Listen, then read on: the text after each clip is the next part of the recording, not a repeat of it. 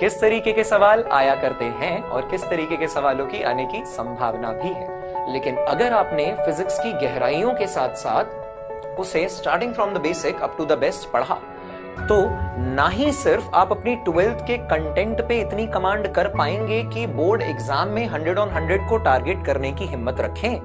बल्कि उससे एडवांटेज ये भी होगा कि फॉर श्योर हम कॉम्पिटिटिव एग्जाम के लिए भी खुद को बहुत ज्यादा प्रिपेयर कर पाएंगे।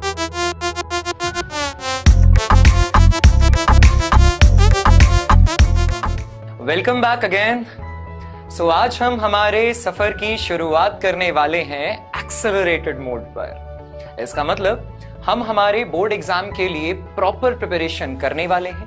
और इतना ही नहीं, हम इस प्रिपरेशन के दौरान, हमारे सफर के दौरान हम कॉम्पिटिटिव पार्ट को भी एंटरटेन करने की पूरी कोशिश करेंगे। ऑल्दो अपना मूड और अपना स्टाइल हमेशा कॉम्पिटिटिव एग्जामिनेशन की प्रिपरेशन करने और करवाने का ही रहा है ना, फिर भी आप लोगों के लिए हमने अभी से डिसीजन लिया कि कोई बात नहीं, समय थोड़ा सा कम जरूर है, बट बेशक हम पहले, जब तक हमारे बोर्ड एग्जामिनेशन नहीं हो जाते, तब तक अपनी बोर्ड एग्जामिनेशन की प्रिपरेशन को अच्छा करते हैं, और उसके बाद बचा हुआ टाइम जो होगा, जो एक्सपेक्टेड है कि काफी अच्छा खासा समय हमें मिलेगा कॉम्पिटिटिव एग्जाम के बीच में और बोर्ड एग्जामिनेशन के बाद में, ऑलराइट, उस बचे कुछ टाइम में, उस बचे हुए समय में हम हमारे 12th के टॉपिक्स को और ज्यादा स्ट्रॉन्ग करेंगे और 11th के टॉपिक्स को भी एंटरटेन करते हुए इसी मौके को बहुत अच्छे से यूटिलाइज करते हुए एक बहुत अच्छी रैंक ग्रैब करने की कोशिश भी करेंगे। ऑलराइट, यूं तो अगर मैं कॉम्पिटिटिव एग्जाम के ट्रेंड के बारे में भी बात करूं, मैं आप सभी बच्चों से बात करना चाह रहा हूं जो आप में से कुछ ये भी माइंडसेट जिन्होंने रखा हुआ होगा कि अभी तो हमें केवल और केवल बोर्ड पर ही फोकस करना है। तो बस उन सभी बच्चों के लिए एक छोटी सी बात। एक समय था जब as far as physics is concerned,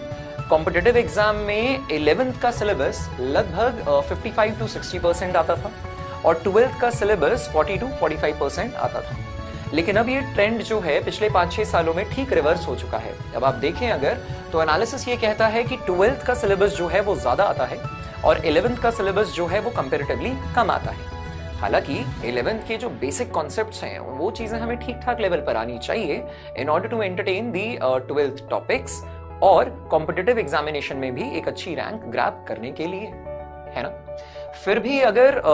हम ये सोच के चलें कि नहीं, बोर्ड एग्जाम से पहले हम बोर्ड एग्जाम के लिए बेहतरीन प्रिपरेशन करेंगे, 100 on 100 ग्रैब करने की कोशिश करेंगे फिजिक्स बोर्ड एग्जाम में, तो भी एक ठीक ठाक सा चैलेंज होगा और ये फ्रूटफुल भी होगा हमारे आगे की प्रिपरेशन के लिए। क्योंकि यदि आप फिजिक्स बोर्ड एग्जाम में, जिसके लिए अक्सर कहा जाता है कि हर साल कुछ ना कुछ सरप्राइज लेके आता है हमारा फिजिक्स का बोर्ड एग्जामिनेशन, हर बार कुछ ना कुछ नया पूछ लेता है, हर बार कुछ ना कुछ, कोई एक प्रॉब्लम, कोई एक बारीकी फिजिक्स की एक अलग अंदाज में पूछी जाती है, जिसकी वजह से 100 on 100 लाना फिजिक्स में थोड़ा सा टिपिकल जरूर हो जाता है। लेकिन अगर आपने फिजिक्स की गहराइयों के साथ साथ उसे starting from the basic up to the best पढ़ा, तो ना ही सिर्फ आप अपनी 12th के कंटेंट पे इतनी कमांड कर पाएंगे कि बोर्ड एग्जाम में 100 on 100 को टारगेट करने की हिम्मत रखें, बल्कि उससे एडवांटेज ये भी होगा कि फॉर श्योर हम कॉम्पिटिटिव एग्जाम के लिए भी खुद को बहुत ज्यादा प्रिपेयर कर पाएंगे। और इसी उद्देश्य और इसी सोच के साथ हम हमारे सफर को शुरू कर रहे हैं। तो इंतजार हुआ खत्म और शुरू करते हैं हमारा पहला टॉपिक ऑफ डिस्कशन। टारगेट हमारा यही रहेगा कि बहुत प्रिसाइसली अभी बोर्ड पॉइंट ऑफ व्यू से चीजों को लेकर चलें, लेकिन एंट्रेंस का टच भी मैं आपको देता चलूंगा। मैं हर टॉपिक में आपको यह भी बताने की कोशिश करूंगा कि किस तरीके के सवाल आया करते थे, किस तरीके के सवाल आया करते हैं और किस तरीके के सवालों की आने की संभावना भी है। ऑलराइट, तो हम सभी एस्पेक्ट्स को कवर करते हुए चलेंगे आगे। ऑलराइट, और डेफिनेटली काफी अच्छे पेस में चलेंगे, काफी मजबूती के साथ चलेंगे, डीपीपी करेंगे, डीपीपी का डिस्कशन देखेंगे, रोज थोड़ी थोड़ी पढ़ाई करेंगे और थकना नहीं है। थकना तब तक नहीं है जब तक रिजल्ट ना आ जाए।